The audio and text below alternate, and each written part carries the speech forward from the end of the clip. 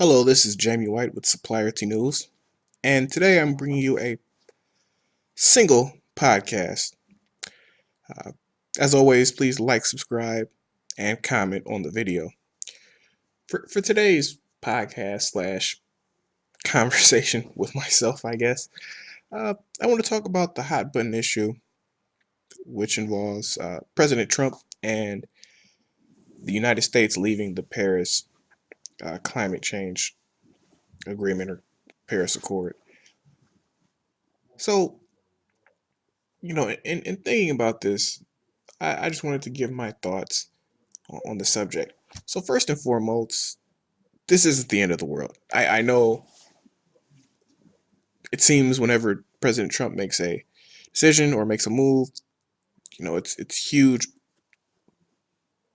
generally backlash. There's a lot of negative things that's coming out of the things that he's done, and for the most part, there's some truth to that. He has made a lot of errors. A lot of them have been self-inflicted. But for this one, I want to temper expectations, if you will. So, the big issue that people are having with the whole Paris Accord pullout is that there's only, well, now three countries uh, that aren't in this agreement. Uh, just so you know, even North Korea has signed on to the Paris Climate Change Agreement. So, that lets you know where how many people support this. And long story short, we won't get too involved into it because it is a complicated matter. But it essentially just it's a pledge that countries make to decrease their carbon emissions, right? Things that affect climate change in a negative manner.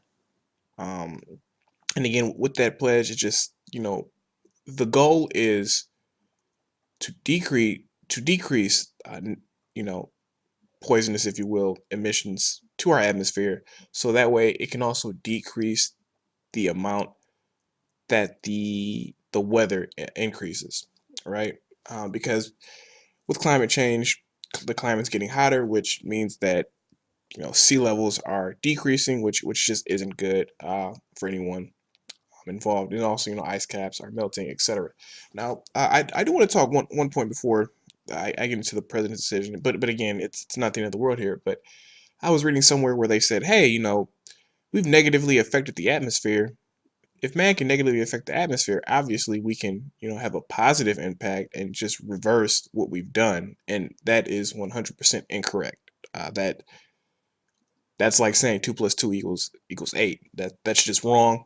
There's absolutely nothing that you can. There's no way you can argue that to be right at all. Now, when it comes to our atmosphere, essentially what it is, it's a tear, right? So with so many poisonous gases and carbon dioxide emissions, basically it rips through. Rip isn't a yeah. We'll use the word rip. It rips through essentially our atmosphere, and it opens it up so that more sunlight can get through and basically hit the earth and hit the sea and etc. There's no going back from that. And what we found, due to climate change experts, people who believe in it, is that since we've already torn the atmosphere, it's already torn, and it's going to get. We're in a situation where there's no going back at this point. Uh, Inevitably, the Earth will be negatively affected by climate change to the point where our sea levels will be all but depleted. Oh well, I'm not gonna say all, but that's incorrect as well. But things like ice caps, they're gonna melt. It's not gonna happen tomorrow, but over time we've already negatively affected the Earth. So what we're trying to do now, or people are trying to do, is slow that inevitability as much as possible.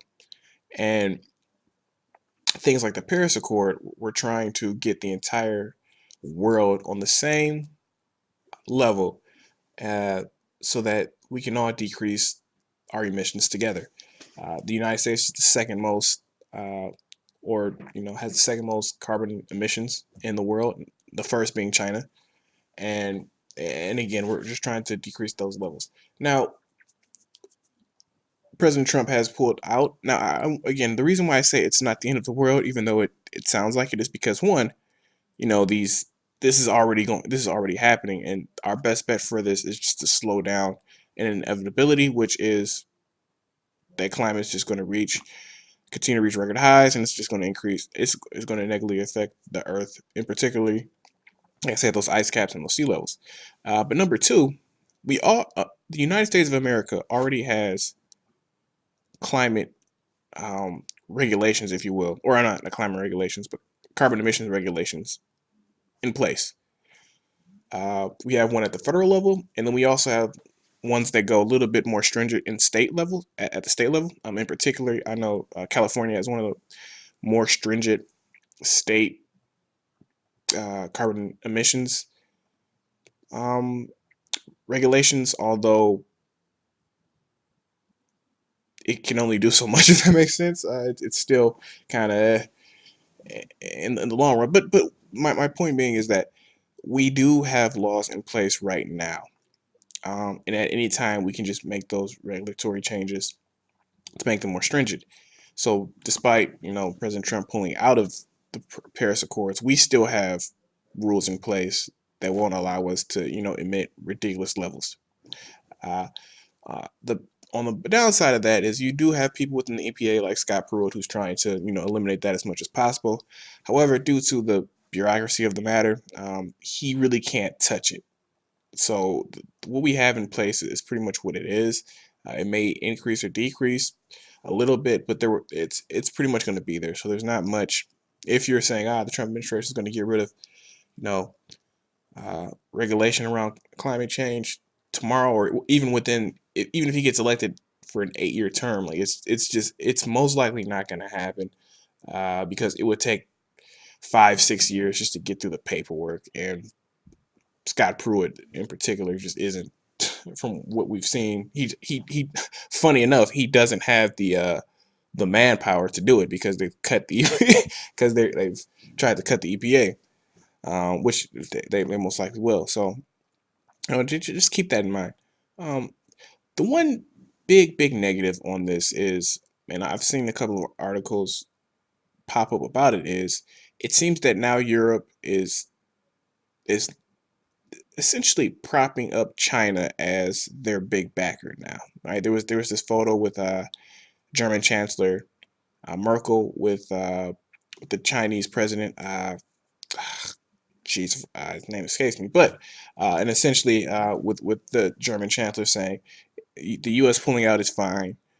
China's still with us. They're the biggest carbon emission, and they have a huge GDP, economic impact, and they're going to be backing us now in this Paris Accord. What this is going to do now is it's giving China a very huge opportunity to build relationships within Europe as the U.S. slowly pulls back from, it seems as if, globalism now, or a global strategy. There's a lot of issues with that, right? If you're a superpower like America is, you do want to have influence on other areas of the world so that your interests are being benefited in multiple places. And with this America only new strategy that Donald Trump is implementing, that is a bit dangerous for the future of America. Right now. Now here's the big thing about what President Trump has done that we need to take into account here. What he's doing right now actually benefits America in the short term. It really does, right? Decreasing regulations on everything, prop up businesses, cutting taxes, prop up businesses. Businesses should be making more and more profits. However, those are really the only things that are benefiting based off of what he's doing in this country, as well as, again, in the short term. We desperately need to be looking for alternative energy sources, right? Alternative fuels, etc. Because in these next 10-15 years, so that we can, have so we can be on top in the next 50 years, And with these type of regulation decreases, what we're doing is instead we're going a little bit backwards. We are. It is true, and we're focusing in on what we're good at now, without doing the research necessary to make sure that we're good at what's going to be necessary and what's going to be, the next source of economic benefit over the next 50, 60 years. It'd be like if the internet was coming and he made and the president made laws that only benefited, like, geez, I don't even remember, like, uh, typewriters or something.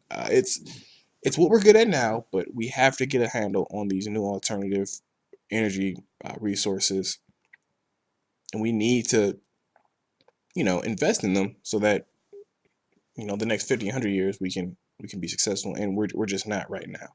And that's unfortunate. I understand, the issue that maybe coal organizations, mining organizations, etc., have, because it's a bit tough, right? What happens when your skill is in coal and mining and you've been doing that for 30, 40 years, and now it seems as if, you know, on a global aspect, things are changing into something else, and you don't have those skills. What do you do? Um, and although I understand that that's why you have government programs to train you on different skills so that you can transition. And with those being cut, it just seems as if our focus is just, okay, this is what we're good at. Let's invest heavily in what we're good at and make America great again. But we shouldn't be focusing again on, in particular, energy, what we're good at right now. We should be focusing on the future, and that's doesn't seem to be what's happening right now. Um, One of the points that the Trump administration did make that is true is that it does negatively affect America, um, but that is because we're one of the larger carbon emissions, right? So because of that, because we're trying to decrease our carbon emissions while everybody else, doesn't have to decrease it as much. That obviously means more regulations. That obviously means less productivity for organizations, because now they have to figure out how to build whatever they're building and release less carbon emissions. So there's a lot of costs associated with that just wouldn't benefit America. And again, this is short term. This wouldn't be good for us. But I do believe, again, this is going to take 10, 15 years of investment to really figure this out the correct way. But, uh, unfortunately, we've decided not to do that. Um, and this is, whether you believe in climate change or not, alternative fuel is the future. And whoever gets a handle on that first, which China is heavily investing in, FYI, whoever gets a handle on that first will be the victor over the next 50 to 100 years.